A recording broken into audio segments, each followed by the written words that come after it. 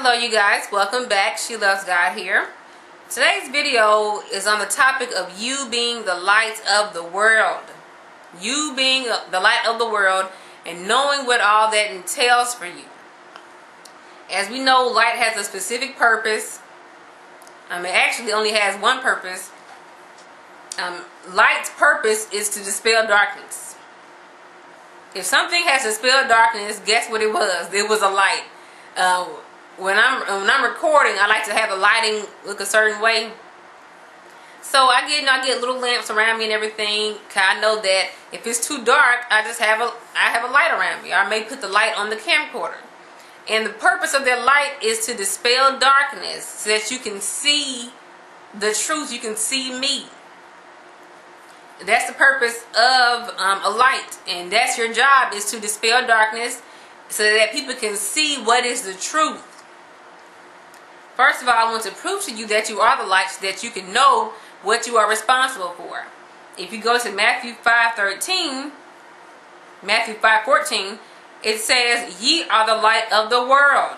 Ye are the lights of the world. You guys, you Christians, you saints, you believers, you born again believers, you and me are the light of the world. Verse 15, and this is Jesus talking. Verse 15, "Neither do men light a candle and put it under a bushel, but on a candlestick, and it giveth light unto all that are in the house." If your lights have ever went off because of, if a storm hit and knocked the lights out, first thing you do is you go and grab a candle. I have a candle right here actually.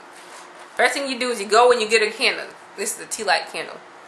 And you light it up, and what do you do with this light? Where do you put this light at? You always put it in the center of the room, just so that it can light everyone's path, so they can dispel the darkness, so that everyone can see where they're going until the lights get cut back on. Same deal with the flashlight. And like it said, "Neither do men light a candle and put it under a bushel, but on a candlestick, and it giveth light unto all that are in the house." When the lights go off, I don't put the candle under the table. I put the light right in the middle so that it can dispel darkness. And it's actually amazing how much a little flame, a little flickering flame, can light up a whole room. Of course, there's still some shadows in there, but it does a good job. The bigger the light is, the more darkness it dispels.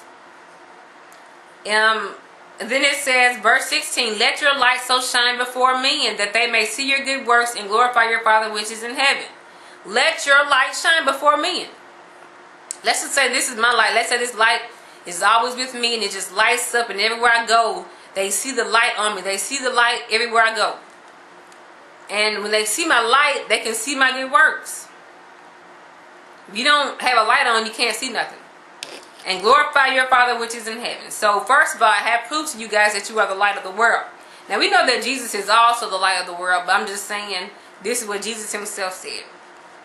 So now that you know that you are the light of the world, I can go ahead and tell you what you're responsible for according to the scriptures. If you turn to Ephesians chapter 5, so the last chapter was Matthew 5, this here is Ephesians 5, and it says in verse 6, "Let no man deceive you with vain words, for because of these things cometh the wrath of God upon the children of disobedience. Be not ye therefore partakers with them. For ye were sometimes in darkness, but now are ye light in the Lord." Again, it's calling you light. But now are ye light in the world. Walk as children of light. We all were in darkness at one time. I know I was in darkness when I was, freshman and sophomore in college. I was in darkness. But I got saved my junior year, and now I am a light in the Lord. And I walk as a children of light. So everyone who sees me, everyone who talks to me, if you're my friend on Facebook, Twitter, or YouTube, you already know that I have a light in me, and I let my light shine. If you see me in person, I'm going to probably tell you something about Jesus. If we talk long enough, I'm going to mention something about Jesus. So let's keep reading Ephesians chapter 5. "For the fruit of the Spirit is in all goodness and righteousness and truth." Verse 10, "Proving what is acceptable unto the Lord." proving what is acceptable unto the Lord. Verse 11, and have no fellowship with the unfruitful works of darkness, but rather reprove them. This reprove word, let me tell you what reprove means. And I actually like the definition I saw today. It says, one definition is to scold or correct, usually gently or with kind intent, to express disapproval of, to voice or I like this definition the best, to voice or convey disapproval of, to find fault with. So as children of the light, we are asked to reprove the unfruitful works of darkness. If you are the light of the world, and if you're the light in a dark world, what happens when you come into a dark room? What will happen? Automatically, when you come in, the darkness will be dispelled automatically. And proof of this is if you have a family that a family member that's in sin, and when you walk in the room, that person automatically stops cursing. They stop talking about their sinful deeds they did last night. They start even mentioning what they learned at church, because they're just when they see you, when they see your light, their darkness just has to dispel. They just feel they feel weird about talking about certain things because the light is in the room. And we know this is something interesting I noticed about darkness. Notice that the most the vilest, filthiest animals, the most hated animals, tend to like to be in the dark. Like, for example, everyone hates rats, roaches, and bats. People cannot stand them. If you see one of them, you're going to run in the other direction. They're just the most hated creatures on the earth. And guess what? They all like to thrive in the dark. You'll see rats in the sewers and stuff, and you'll see roaches in the dark. In the dark, you'll see bats in the cave. They don't like to come out into the light. They hate the light. And the same thing goes with sinners. They don't like the light. What happens when you cut the light on in a cave, or in a sewer, or in a kitchen? Let's say you have roaches in your kitchen. You cut that light on, them roaches are going to scatter like a bat out of hell. And if you put a light into a cave, the bats are going to fly out. If you cut the light on, cut the light switch on, and you have a rat, that rat will run like crazy because they don't like the light. It makes them feel weird. It's the weirdest thing. But they feel weird about the light. If you cut your light on and your dog is in the house, the dog is not going to just run screaming in the other direction, because the dog is not, one of those type of animals. But for some reason, these certain vile animals, these vile creatures, they hate the light. And the same goes with sinners. I'm not trying to call sinners, rats, roaches, and bats, but it's the same thing. When your light comes in the room, they automatically start talking about Jesus like they're saved. It's the funniest thing. I know people, I know they curse, and they have potty mouths. They're very worldly people. And when they call me, they'll just be all, I went to church today, Misty, or I read the Bible today, and I learned something about Jesus today, and I'm going to try to do better with my life, and I'm going to try to live right. Because when they see my light, they just feel ashamed. They don't even feel right talking about what they usually talk about in my presence, because I am a light to them. Let's keep reading Ephesians chapter 5. It says, and have no fellowship with the unfruitful works of darkness, but rather reprove them. We're supposed to reprove those works. You're not supposed to engage in those works. You're not supposed to engage in all that mess. You're supposed to reprove it. And like I said, reproving means to voice or convey disapproval of, to find fault with, to scold or correct, usually gently or with kindly intent. Verse 12, for it is a shame even to speak of those things which are done of them in secret. Notice how the most wicked things people do is always in the dark. They won't do it publicly in the open. They'll do it in a dark bedroom. They'll do it in a dark strip club, a dark nightclub, a dark bar. Everything they do in sin is always in darkness. It's really hard, you guys, to sin in light. Adulterers and child molesters and rapists, they don't do it out in public in the light because they can't do it. For some reason, people cannot do stuff like that in public unless they're like really, really crazy.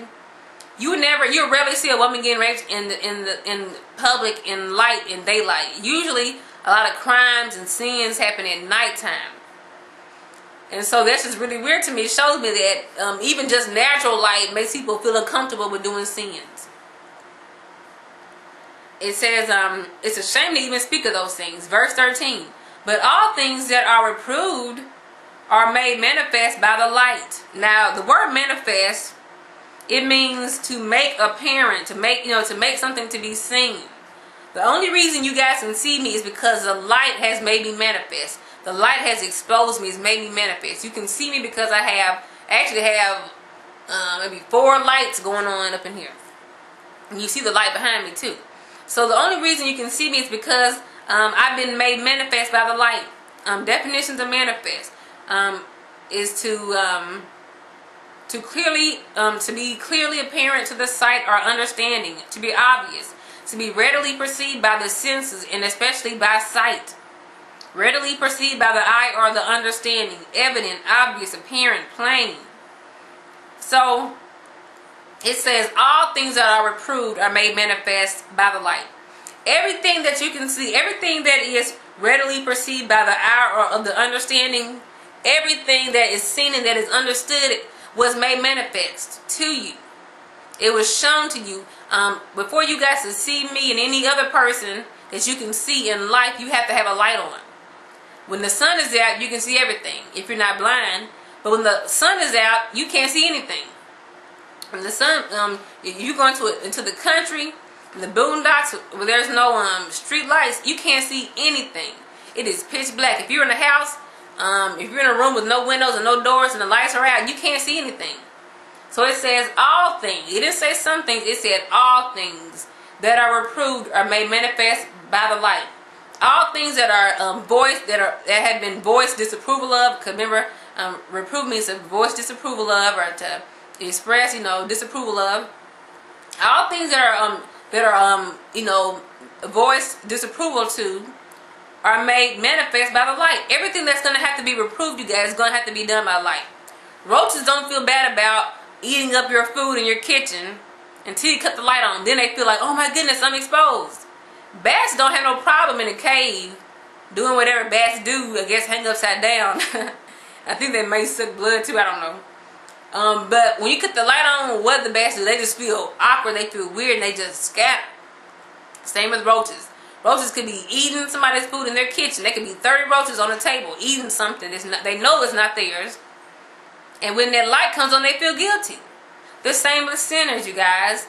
Sinners don't feel guilty if we don't tell them they're in sin. Until we make manifest our sin before them, they won't feel guilty. It said all things that are reproved are made manifest by the light. Everything that is disapproval, that is wrong to do, everything that is wrong to do, it is made apparent to them by the light. You are the light. You are the candlestick. You're the candle. You need to let your light shine. Not only so that men will see your good works and glorify your Father which is in heaven, but also to reprove darkness. If let's say you're smoking weed, for example, or you're drinking, or you're fornicating. I don't know what you're doing because I don't see anything. But if someone cuts the light on when you're fornicating, first thing you do is you try to cover up your nakedness. You try to cover up your sin and your shame. You try to make excuses. You try to say, get out of here. Get out of here. Why did you not? When you're doing something sinful and someone cuts the light on you and exposes you, you tend to get it right. You tend to feel shame at least. So you may not just stop immediately, the sin that you're engaged in, but you will feel guilty about it. You'll be like, oh my goodness, my pastor saw me going to my pastor saw me walking to this bar, or my mother saw me going to this porno shop. When people see you, when light, not just people, but when light sees you do stuff bad, many of you men would go to a strip club if you weren't afraid that a Christian was going to see you from your church. So everything that is made manifest, every sin that is apparent is made manifest by the light. For whatsoever doth make manifest is light. Like I said, nothing is made manifest without light. Nothing is seen or is obvious without light. If you close your eyes, you would not know what's up. If you close your eyes, you would know what was around you. But if you open your eyes and let the light shine in your eyes, you'll see what is wrong. So be the light of the world. Let people know what is wrong. Let Christians know that they're engaging in sin that does not please God. If you don't tell them, they will never know. Please be the light of the world. I hope you enjoyed this video. Bye-bye.